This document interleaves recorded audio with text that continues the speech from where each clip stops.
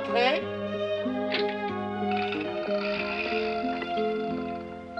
Comment allez-vous, monsieur Auger?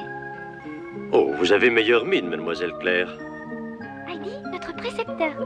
Bonjour, monsieur. Bonjour, petite. Mademoiselle Claire, cessez d'employer ce nom ridicule. Vous savez qu'elle s'appelle Adélaïde. Voyons, Adélaïde, que fais-tu là? Ce n'est pas à toi de pousser le fauteuil de Mademoiselle Claire. Il faut tout apprendre. C'est le travail des domestiques. Mais Sébastien n'est pas là, mademoiselle. Ça suffit, tais-toi. Ça me dépasse. Ce qu'elle peut être mal apprise. Elle n'a aucune espèce d'éducation. Pensez donc. Elle confond tout, maître et domestique. Imaginez-vous, cher monsieur Auger, qu'elle ne sait même pas lire. Une enfant de son âge. Heidi ne sait peut-être pas lire, mais elle en connaît bien plus long que nous sur la vie en montagne. Adélaïde. J'ai à parler à monsieur le précepteur. Rendez-vous à votre salle d'études et attendez-moi là.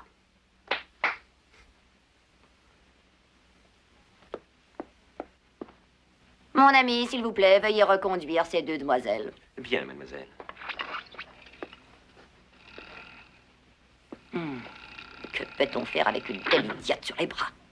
Monsieur Auger, vous qui avez tant d'expérience, croyez-vous qu'elle pourra apprendre un jour? Mademoiselle Rougemont, tout n'est qu'une question de temps. Il convient d'abord de lui enseigner l'alphabet, c'est tout. Oh, monsieur, vous n'y pensez pas?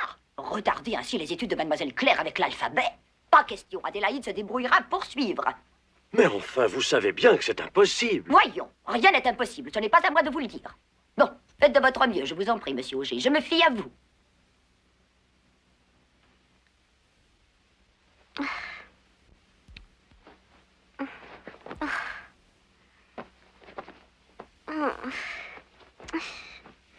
Qu'est-ce qu'il y a, Heidi? Je peux pas m'asseoir là-dessus? C'est trop dur pour toi? Non, c'est bien trop mou. Quel genre de chaise avais-tu donc chez ton grand-père? Mon grand-père m'avait fait une belle chaise rien que pour moi, comme j'étais bien assise juste à ma hauteur.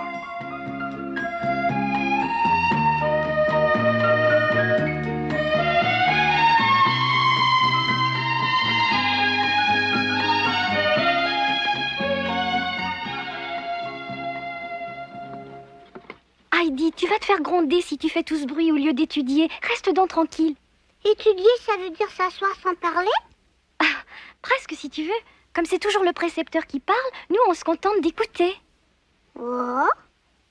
Et puis fais attention, tu comprends? On finit vite par avoir envie de dormir. Mais surtout ne bâille pas. Hein? Je n'ai même pas le droit de bâiller? Bien sûr que non. Oh, c'est curieux ça, Hercule n'arrête pas de bâiller de la journée, pourtant grand-père ne l'a jamais grondé. Tiens, Hercule, qui est dans celui-là? C'est le chien de grand-père, il ouvre sa gueule toute grande quand il bâille.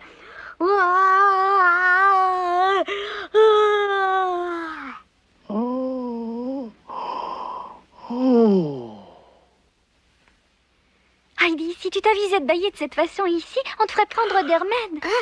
Prendre des remèdes? Oui, des remèdes, d'affreux remèdes tellement amers que on a peine à les avaler. Quelle horreur! J'aime 1000 fois mieux me retenir de bâiller plutôt que d'avoir à avaler de pareils médicaments, crois-moi. Oh! Veuillez commencer votre leçon, mais rappelez-vous de ce que je vous ai dit. Bien. Adélaïde, vous allez désormais étudier avec mademoiselle Claire. Dans les débuts, les leçons vous paraîtront difficiles à suivre, mais par la suite, tout ira bien, à condition de faire attention. Et commençons tout de suite. Et reprenons notre livre où nous avions interrompu notre lecture. Page 28, si j'ai bonne mémoire. Nous étions en train d'étudier la syntaxe. Vous me suivez, n'est-ce pas? Voyons de quoi se compose une phrase. On y retrouve sujet, nom, attribut, verbe, adjectif et bien d'autres éléments. Je vais vous donner un exemple, attendez. Voilà, attention, j'articule. Je suis une petite fille. Je suis une petite fille, c'est noté. Cette phrase est très simple. Vous avez compris? Je vais vous expliquer très rapidement. Vous allez voir que c'est très facile. Je, le premier mot, est notre sujet. Suis est notre verbe. Petite, l'adjectif, et fille, le nom. L'adjectif qualificatif s'accorde en genre et en nombre avec le nom auquel il se rapporte. Un exemple. Je suis une petite fille, tu es un petit garçon. Quand un adjectif qualificatif se rapporte à plusieurs noms, il se met alors au pluriel et prend le genre des mots qualifiés. Un autre exemple. Claire et Adélaïde sont des petites filles, Jacques et Paul sont des petits garçons. Vous voyez que ce n'est pas difficile. Bon, je continue. Si les mots qualifiés sont de genres différents, rappelez-vous bien que l'adjectif se met au masculin pluriel. Le chat et la souris sont contents. Je répète, le chat.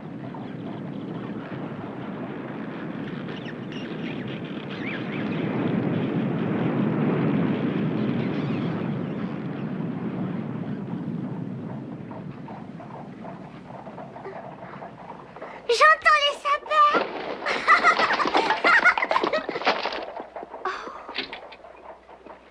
Mais qu'est-ce qui te prend, Adélaïde? J'entends le chant des sapins. Ah! Oh mon Dieu, quelle catastrophe! Tinette!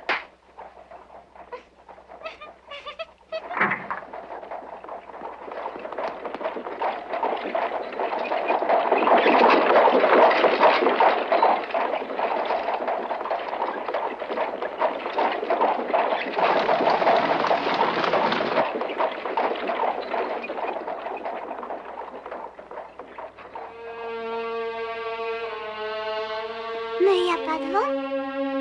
Je ne vois pas de sapin ici. C'est bizarre, j'ai pourtant entendu quelque chose tout à l'heure. Adélaïde! Eh bien alors, veux-tu m'expliquer où tu courais si vite? Veux-tu bien me répondre? Je croyais avoir entendu les sapins chanter. Mais quand j'ai ouvert la porte, je ne comprends vraiment pas. J'ai eu beau regarder, il n'y avait rien. Hein? Des sapins? Où te penses-tu donc? Dans les bois, nous sommes à Francfort, mon enfant. Allez, allez, monsieur Auger attend pour reprendre la leçon. Regarde ce que tu as fait. Écoute-moi bien, Adélaïde, si tu ne veux pas rester sagement assise, il faudra que je t'attache à ta chaise, c'est compris? Je le ferai plus. Bon, la leçon est terminée pour aujourd'hui. C'est l'heure de la sieste de Mademoiselle Claire. Oh là là là là, quel dégât! Comme si je n'avais pas assez de travail à faire comme ça, je vous jure. Attendez, je vais vous aider, c'est ma faute. Ah, pas question. Ce serait encore moi qui me ferais attraper, c'est sûr. Mademoiselle Claire désirerait vous voir. Si vous voulez venir avec moi.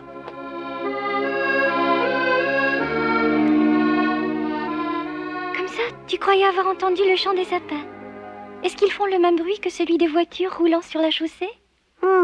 Non, pas du tout. Je m'en suis bien rendu compte une fois dehors. Il y avait des sapins tout près de chez toi? Oh, raconte-moi, je t'en prie.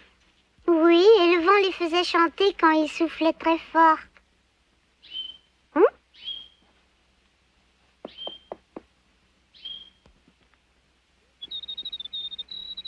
Heidi, je te présente le seul ami que j'ai dans cette maison.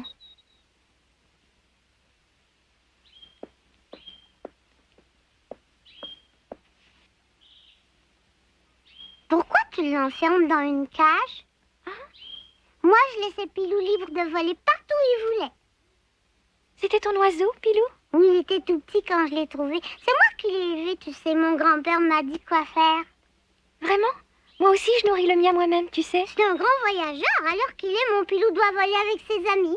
Tu as laissé beaucoup d'amis derrière toi? Oh oui, Pilou, Blanchette, Biquette, Lily, Hercule sont tous mes amis. Heidi, veux-tu ouvrir ce tiroir, s'il te plaît? Oh, ce qu'elles sont belles. C'est vrai? Elles te plaisent? Je n'ai ni chèvre ni chien, mais par contre, j'ai de nombreuses poupées. Prends-en une. Tu vois? Ses yeux peuvent s'ouvrir puis se fermer tout seuls. Elles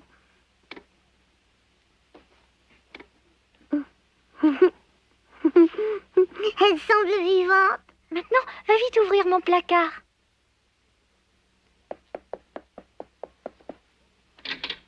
Oh, les belles robes. Ce sont les miennes. Toutes ces robes-là?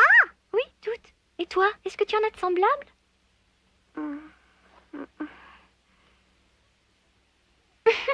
Mais attends, ce n'est pas tout. En bas, ouvre. Ouvre celui du haut maintenant. Dis-moi, ils sont tous à toi? Bien sûr. Je vais te montrer le mien. Tiens.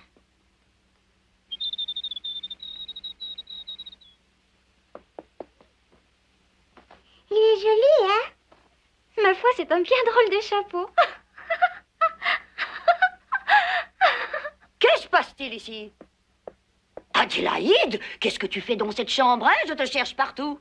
Ne la grondez pas, c'est de ma faute. C'est moi qui l'ai fait demander. Ne vous en mêlez pas, mademoiselle Claire. Quant à toi, Adélaïde, je te défends d'entrer dans cette chambre sans ma permission. Tu déranges mademoiselle Claire.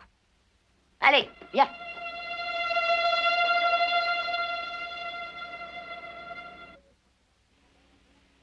Je t'ai pourtant dit qu'à l'heure de la sieste, je veux que tu emploies ton temps à bon escient. Mais qu'est-ce que c'est que cette affreuse chose que tu t'es mise sur la tête? Non! Mon Dieu, quelle saleté! Et tu t'es permise de montrer pareille horreur à mademoiselle Claire, mais à quoi pensais-tu? C'est mon chapeau! Ah, c'est à moi! Rendez-moi mon chapeau.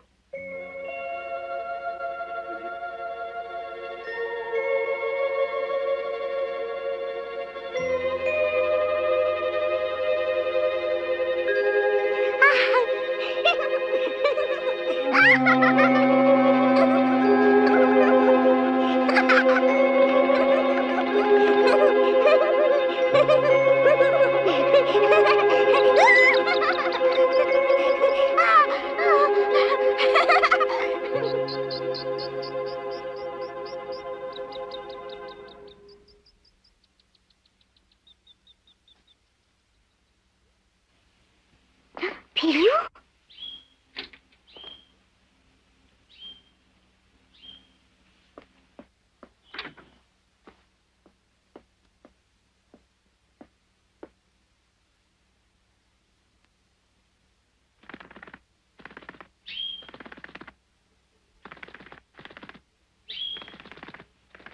Veux-tu que je te laisse sortir?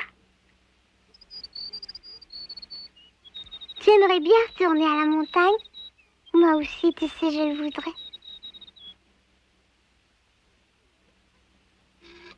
Allez, vas-y.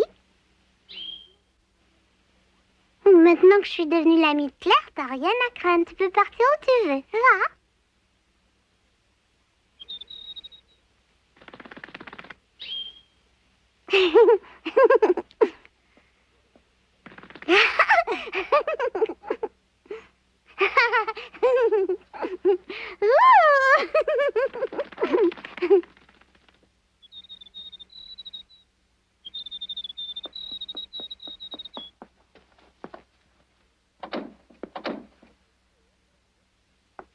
Allez, viens vite. Dépêche-toi. Tu diras bonjour à Pilou pour moi quand tu le verras.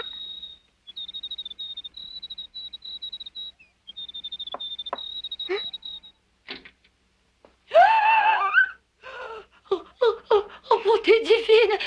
C'est dangereux, voyons, descends. Oh, qu'est-ce que tu fais? Je suis là. Et veux-tu descendre? Oh mon Dieu, l'oiseau de mademoiselle Claire, oh quel malheur! Adélaïde, aide-moi à l'attraper.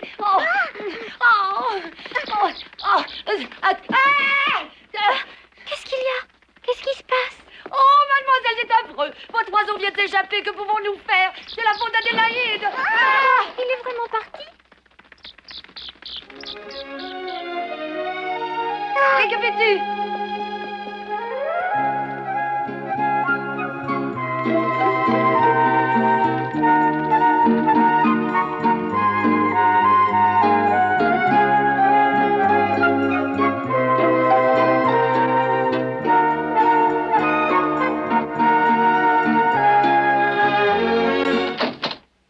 Quelle folie s'est encore emparée de toi? Mon Pilou est heureux quand il vole partout. Je pensais qu'il voulait retourner à la montagne, lui aussi. Quelle idée, mais où donc as-tu la tête? Tu es devenue folle, réfléchis un peu, cet oiseau ne peut pas vivre en dehors de sa cage, voyons.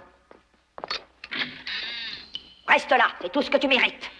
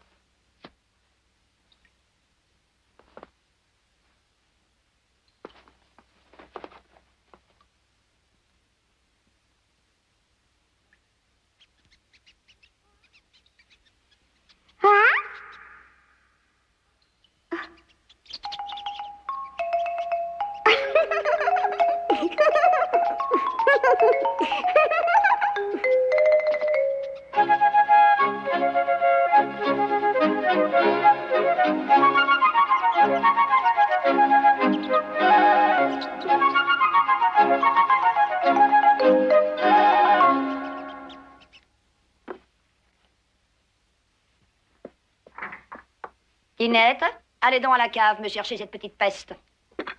Très bien, mademoiselle Rougemont. Adélaïde, où êtes-vous? Venez, Adélaïde. Mademoiselle Rougemont vous demande. Vous pourriez répondre. Vous êtes insupportable. Venez vite. Allez.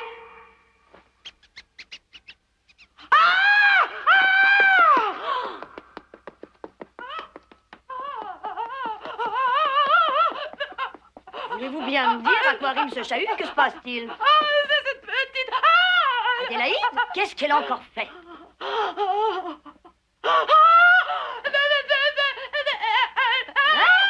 Mais qu'est-ce qui vous arrive? Adélaïde, que caches-tu donc dans ta jupe? Regardez, elles sont mignonnes, hein? Oh, des souris! Des souris! Oh, Des souris? oh,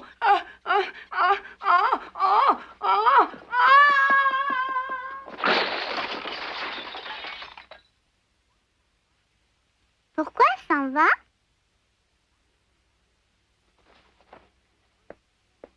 Ils sont drôles, tu sais, regarde.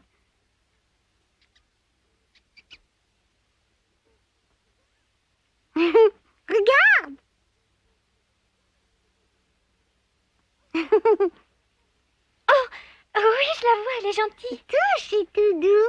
Ah, je le sais. Mais tu ne crois pas que tu devrais la ramener où tu l'as trouvée? À mon avis, sa mère doit s'inquiéter et se demander où elle a pu passer. C'est vrai, t'as raison. J'y vais. C'est dommage, elles sont mignonnes.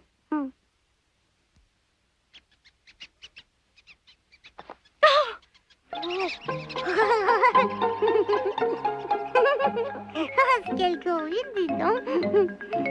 T'as vu? Oh, je n'en reviens pas.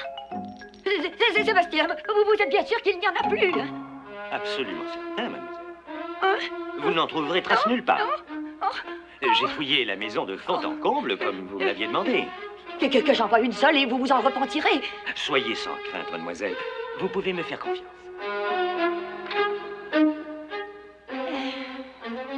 Mon Dieu, quelle émotion. Cette petite est un vrai fléau dans une maison. Je n'ai pas fini d'en voir. Qu'est-ce que je vais faire? Restez donc un moment tranquille. Cessez de bouger, voulez-vous? C'est chaud.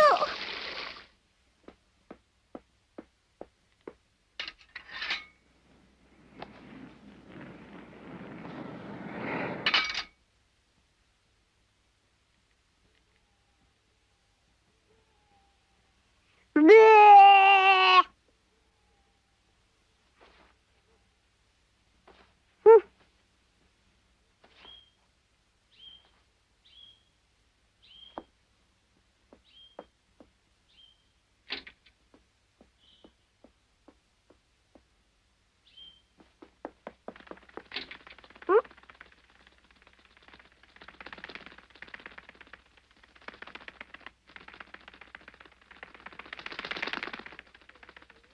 Regarde, il est revenu. Oui, je savais qu'il ne m'abandonnerait pas. On s'aime trop tous les deux. J'étais sûre qu'il reviendrait.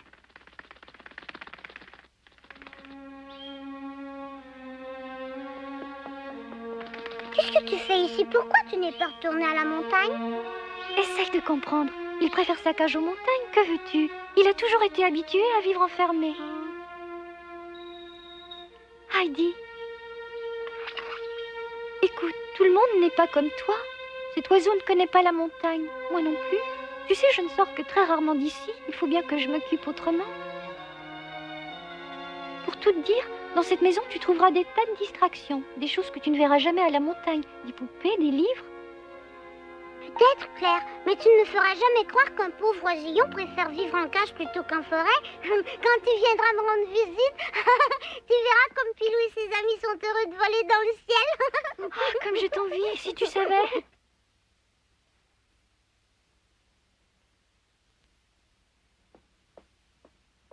je te demande pardon. Le dîner est servi. Viens vite, sinon on va encore se faire gronder. D'accord.